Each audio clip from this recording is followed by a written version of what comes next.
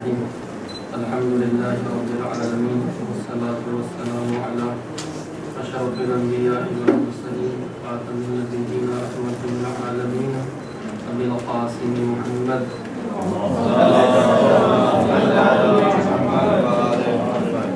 وآله الطيبين الطاهرين المعصومين المظلومين لا سيما بقية الله في الأرضين.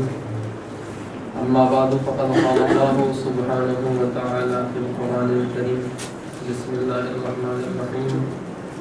هو الذي بعث في الأميين رسولا منهم يتلو عليهم آياته ويزكيهم ويعلمهم الكتاب والحكمة وإن كانوا من قبل لفي ضلال مبين.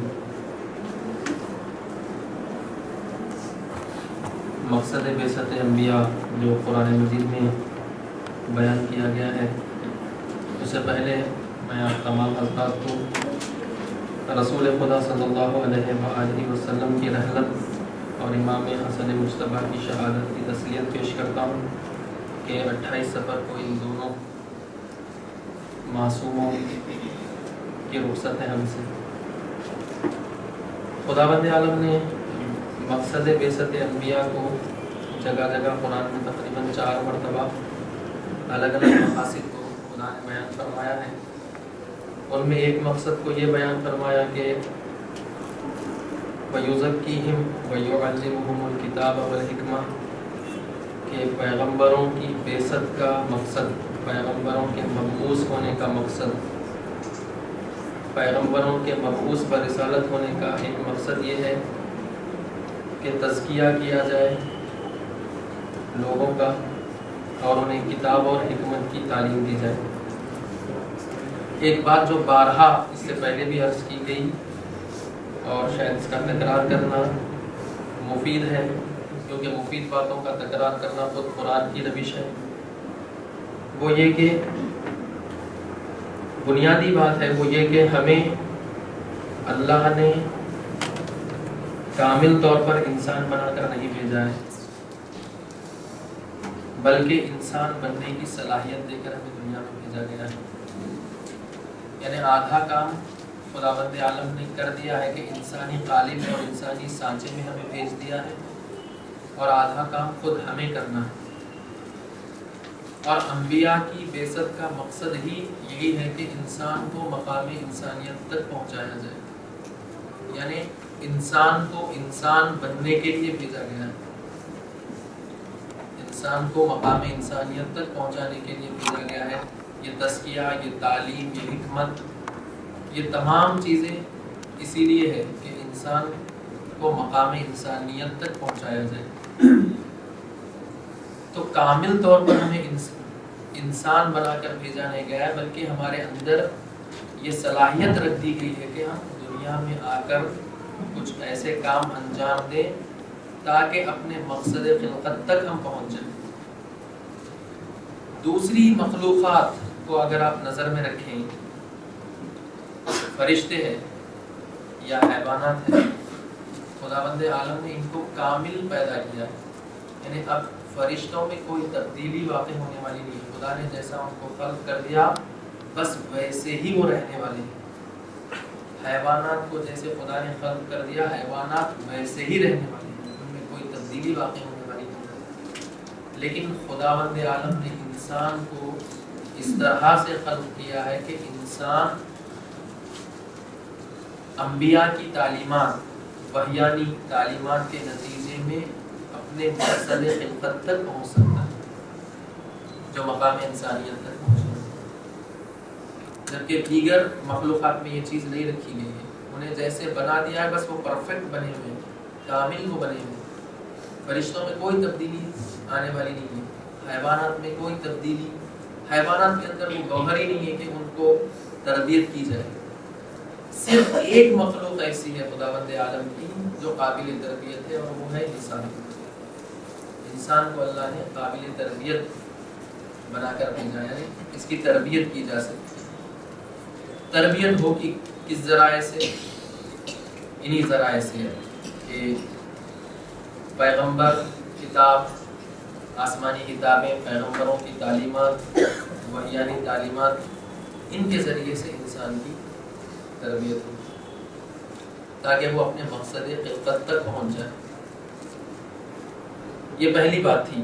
پہلا نقطہ یہی ہے کہ ہم انسان بنا کر کامل طور پر بھیجے نہیں گئے ہیں، بلکہ ہم کو اس دنیا میں آ کر مقام انسانیت کو کسب کرنا ہے، اور وہ اس وقت تک ممکن نہیں جب تک کہ ہم عقل اور وحی کا سہارا نہ لیں۔ عقل اور وحی کے ذریعے ہی سے ہم اپنے مقصد خلقت یعنی مقام انسانیت تک پہنچ سکتے ہیں۔ یہ پہلا نقطہ۔ دوسرا نقطہ یہ ہے، حدیث میں یہ بات آئی ہے کہ جو لوگ دوسروں کی تربیت کی ذمہ داری اپنے کاندھوں پر لینا چاہتے ہیں، ضروری ہے کہ وہ خود پہلے سے تربیت یافتہ ہوں۔ کہ اگر ہم یہ بیڑا اٹھانا چاہتے ہیں کہ ہم معاشرے کی تربیت کرنا چاہتے ہیں، اپنے خاندان کی تربیت کرنا چاہتے ہیں، اپنے محلے کی، اپنے شہر کی، اپنے ملک کی تربیت کرنا چاہتے ہیں لوگوں کی، تو پہلا مرحلہ خود اپنی تربیت کا مرحلہ ہے، یعنی خود اپنی تربیت کریں، بغیر اس کے کہ ہم اپنی تربیت کر کے ہم اگر میدان میں آ جائیں دوسروں کی تربیت کرنے کے، تو کافی مشکلات پیدا ہو سکتی ہے۔ تو پہلا مرحلہ یہی ہے کہ انسان تربیت پذیر مخلوق ہے، یعنی تربیت کو قبول کرتا ہے، لیکن اس کے لیے ضروری ہے کہ جو تربیت کے میدان میں اترنا چاہے، پہلے ضروری ہے اس کے لیے کہ وہ خود تربیت پا رہا ہو یا تربیت یافتہ ہو، تربیت کے پروسیس سے گزر رہا ہو، یہ تربیت کا جو عمل ہے اس عمل سے گزر رہا ہو۔ ہماری جو دنیا ہے آج کل، ہم جو پڑھ لکھ رہے ہیں، تعلیم حاصل کر رہے ہیں، کیونکہ تعلیم و تربیت یہ انبیاء کا مشن ہے۔ تعلیم ہم جو پڑھ رہے ہیں کالجوں میں، پہلے تو ایک فاہر نے آ کر جو شروع میں بیان کیا، البتہ نقد کے عنوان سے نہیں، بلکہ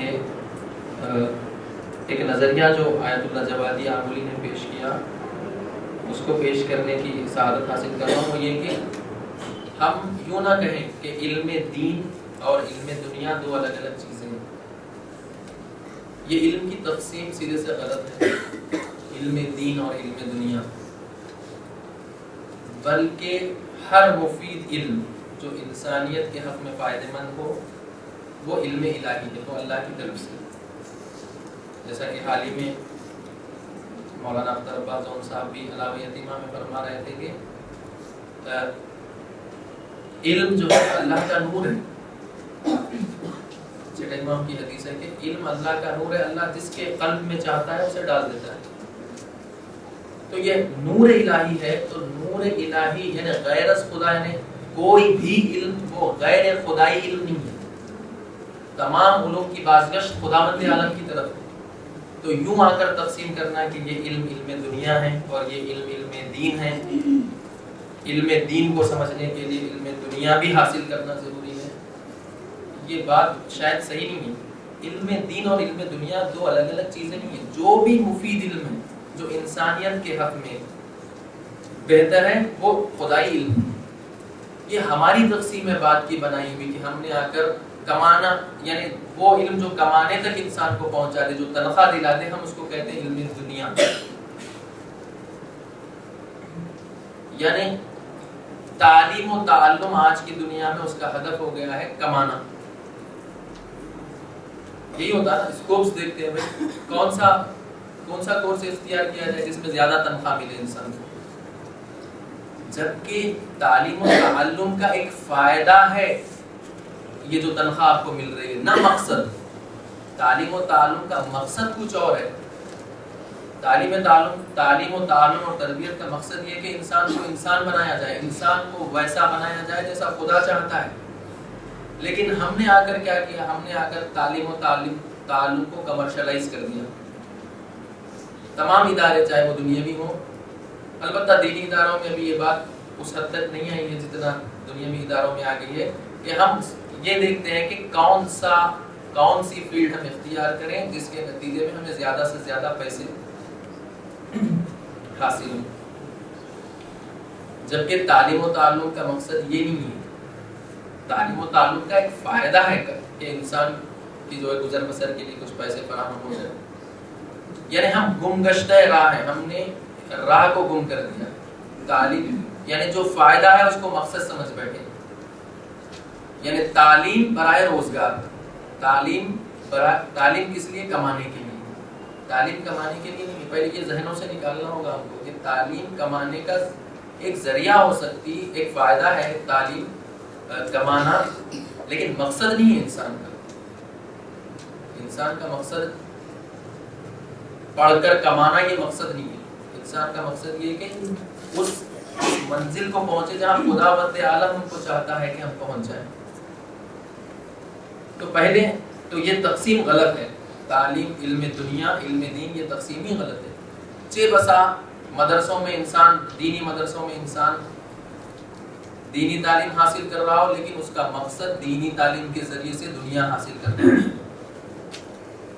اور چہ بسا انسان ایک کالج میں، ایک یونیورسٹی میں بیٹھ کر پڑھ رہا ہو، لیکن اس کا مقصد دنیا حاصل کرنا نہیں ہے، بلکہ اس کا مقصد الہی مقصد کے تحت وہ علم حاصل کر رہا ہے. تو یہ جو مسجد میں، مدرسے میں بیٹھ کر جو علم دین حاصل کر رہا، یہ علم دین نہیں ہوگا اگر اس کا مقصد دنیا ہے.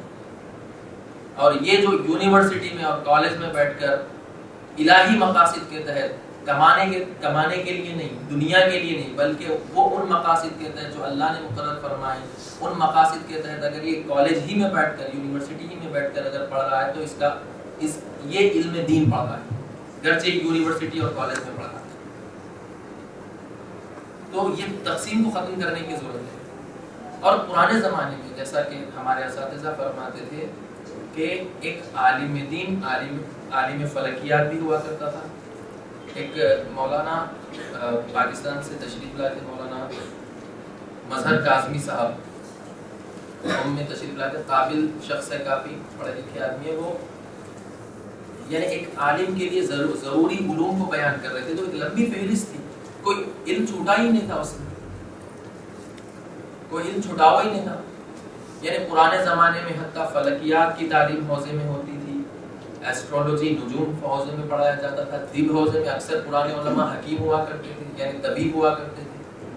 یعنی یہ اسی وقت ممکن تھا جب وہ اس تقسیم بندی کے قائل نہیں تھے. علم دنیا اور علم دین یہ دو الگ الگ تقسیمیں ان کے پاس نہیں تھی. ان کے پاس علم یعنی خدائی علم، ہر علم خدائی علم ہے جو انسانیت کے حق میں مفید ہے، جو انسانیت کے حق. اسی لیے پرانے علماء میں یہ تمام چیزیں، آپ شہید ثانی کی لمحہ اگر پڑھیں، آپ کو یہ معلوم ہوگا کہ یہ شخص شہید ثانی بیک وقت فقیہ بھی ہے، دین کی گہری سمجھ رکھنے والا ہے، بیک شخص بیک وقت ماہر فلکیات بھی ہے، بیک وقت میتھمیٹیشین بھی ہے، بیک وقت نجوم کا ماہر بھی ہے، بیک وقت جغرافی دان بھی ہے، بیک وقت تاریخ دان بھی ہے. یعنی جن علوم کا تذکرہ کتاب لمع، فقہ کی یہ کتاب ہے جو حوزے میں پڑھائی جاتی ہے، اس میں جو ذکر شہید ثانی نے اس پر جو قلم چلایا، میراث کی بحث کی، ایسی گفتگو کی جیسے کہ معلوم ہو رہا ہے کہ ایک میتھمیٹیشین ہم کو سمجھا رہا ہے کہ کس طرح سے میراث کی تقسیم کی جائے ماہر ترین طریقوں سے. تو یعنی پتا چلا کہ پرانے علماء علم کی تقسیم بندی کے قائل نہیں تھے. اسی لیے قبلے کا تعین، قبلہ معین کرنا ہے. آپ کو ایک ایسی جگہ آپ پہنچے ہوئے جہاں پر قبلہ معین نہیں ہے. قبلہ معین کرنے کے لیے جغرافیہ کے یا نجوم کے بعض قاعدوں سے آشنا ہونا ضروری ہے. اور اس زمانے میں اتنی ترقی نہیں تھی، اس کے باوجود بھی ایسی باتیں کتابوں میں لکھ کر چلے جانا یہ ظاہر کر رہا ہے کہ پرانے علماء ان تمام علوم پر یکساں دسترس رکھتے تھے. تو یہ تقسیم بندی سرے سے صحیح نہیں ہے کہ علم، ہاں جو بھی علم خدا تک پہنچا دے وہ خدائی علم ہے، جو بھی علم الہی مقاصد کی تکمیل کر دے وہ خدائی علم ہے. چاہے وہ یونیورسٹی میں بیٹھ کر پڑھیں آپ، چاہے کسی کمرے میں بیٹھ کر پڑھیں آپ، چاہے حوزے میں بیٹھ کر پڑھیں آپ. تو تعلیم کی تقسیم بندی، اور اسی وجہ سے شاید حوزوں میں لوگ بھیجنے سے لوگ اپنے بچوں کو پیچھے ہٹتے ہیں کہ بھئی یہ کمائے گا کیا جب یہ علم دین پڑھ لے گا. اکثر والدین کو یہ خطرہ لاحق ہو جاتا کہ بھئی ٹھیک ہے تمہیں مولوی بنا دیں گے، کمائے گا کیا، کھائے گا کیا. یعنی علم دین کو بھی کمانے کا ذریعہ سمجھتے ہیں لوگ، جبکہ ایسا نہیں. رازق خداوند عالم کی ذات ہے، رازق خداوند عالم کی ذات ہے. اور اگر یہ حقیقی معنی میں علم دین کو ویسے پڑھ لے جیسا پڑھنا چاہیے، خداوند عالم رازق ہے، باعزت طریقے سے اس کا رزق اس تک پہنچانے والا ہے. لہٰذا یہ جو تقسیم بندی ہے، یہ تقسیم بندی صحیح نہیں ہے۔ تقسیم علم دین علم دنیا دو الگ الگ علم نہیں ہے۔ علم خدا کی طرف سے، اور جو بھی خدا کی طرف سے ہے وہ انسانیت کے لیے، انسانیت کے حق میں مفید ہے۔ دوسری بات، تیسری بات جو عرض کرنا ہے وہ یہ کہ علم حاصل ہو جانا، تعلیم کے بعد کا جو مرحلہ ہے وہ تربیت کا مرحلہ ہے۔ انسان کے اندر بعض چھپی ہوئی صلاحیتیں ہیں، بعض چھپے ہوئے کمالات ہیں، ان کو اصطلاحی زبان میں کہتے ہیں بالقوا۔ انسان کے اندر کچھ کمالات موجود ہیں۔ بالقوا یعنی آپ یوں سمجھ لیں کہ جس طرح سے ایک بیج میں درخت بننے کی صلاحیت ہے، ہم یہ کہہ سکتے ہیں یہ بیج ہے، اگر اس کو زمین میں بو دیا جائے اور اس کو ضروری کھاد، پانی اور سن لائٹ اگر اس کو مل جائے تو یہ بیج میں یہ صلاحیت موجود ہے کہ یہ درخت بن سکتا ہے۔ اسی طرح انسان کے اندر بعض چھپی ہوئی صلاحیتیں ہیں، اور ہر انسان میں الگ الگ چھپی ہوئی صلاحیتیں ہیں۔ ان چھپی ہوئی صلاحیتوں کو فعلیت بخشنا، یعنی فعل کے مرحلے میں لے آنا، یہ تربیت ہے۔ تربیت کی جو ڈیفینیشن کتابوں میں کی گئی ہے، انسان کے اندر موجود کمالات، انسان کے اندر موجود ہنر، انسان کے اندر موجود کوئی اچھی چیز جو موجود اس کے اندر ہے، شاید وہ خود بھی اس سے واقف نہ ہو کہ اس کے اندر کیا کمال موجود ہے، یہ مربی، تربیت کرنے والے کا کام ہے کہ اس کے اندر سے وہ صلاحیت کو باہر لے آئے، چاہے عملی طور پر ہو، چاہے گفتاری یعنی قول سے ہو، چاہے فعل سے۔ اس عمل کا نام ہے تربیت۔ اور ضروری نہیں ہے کہ تربیت صرف ایک ڈائمنشن میں ہو، ایک اینگل سے تربیت ہو۔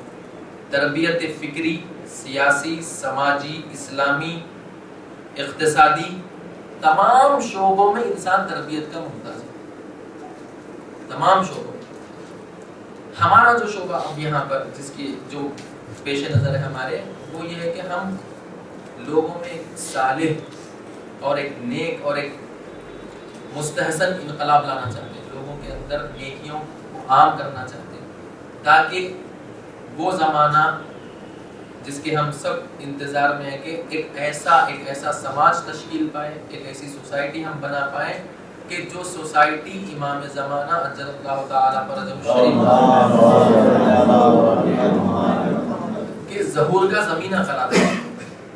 امام زمانہ کے ظہور کا زمینہ یعنی یہ گراؤنڈ ہموار کرے کہ امام تشریف لے آئے۔ ایک ایسی سوسائٹی بنائی جائے کہ امام اگر تشریف لائے تو یہ سوسائٹی امام کو متحمل کر سکے۔ آج ہم اس پوزیشن میں ہیں کہ امام اگر آ جائے اور دین نافذ کرنا چاہے ہمارے اوپر تو ہم امام کی بات کو من و ان مان لیں۔ لہٰذا یہ تعلیم و تربیت کا پروسیس جیسا بتلایا گیا خود شناسی سے شروع ہو، انسان اپنے آپ کو پہچانے کہ وہ بھیجا کس مقصد کے لیے گیا ہے دنیا میں۔ یہ تین سوالات جو معمولاً کہے جاتے ہیں کہ میں کہاں سے آیا ہوں، کس لیے آیا ہوں اور میرا مقصد کیا ہے، مجھے کہاں جانا ہے۔ ان تین سوالات کے جواب انسان کے پاس ہونا چاہیے کہ میں کہاں سے آیا ہوں، کس لیے یہاں آیا ہوں اور میرا مقصد کیا ہے، مجھے جانا کہاں ہے۔ یہاں سے ہماری تربیت کا آغاز ہو۔ خود شناسی، خود شناسی کے بعد خدا شناسی کا مرحلہ، خدا شناسی کے بعد رہنما شناسی یعنی پیغمبر شناسی کا مرحلہ، امام شناسی کا مرحلہ، معاد شناسی یعنی ہمارا عہدہ کیا ہے، ہماری بگننگ کیا ہے، ہمارا اینڈ کیا ہے، اور درمیان میں ہم کو کرنا کیا ہے۔ اس درمیانی وقفے میں جو ہم کو یہ زندگی 60-70 سال جتنی بھی زندگی دی گئی ہے، یہ مبدا، معاد اور یہ بیچ کی زندگی کیسے گزرنی، یہ چیز جب خود شناسی کا مرحلہ طے ہو جائے اور پھر خدا شناسی، رہنما شناسی، امام شناسی کا مرحلہ طے ہو جائے تو پھر اس کے بعد کا جو مرحلہ ہوتا ہے اپنی تربیت جب انسان کر چکا، اپنے خاندان کی تربیت،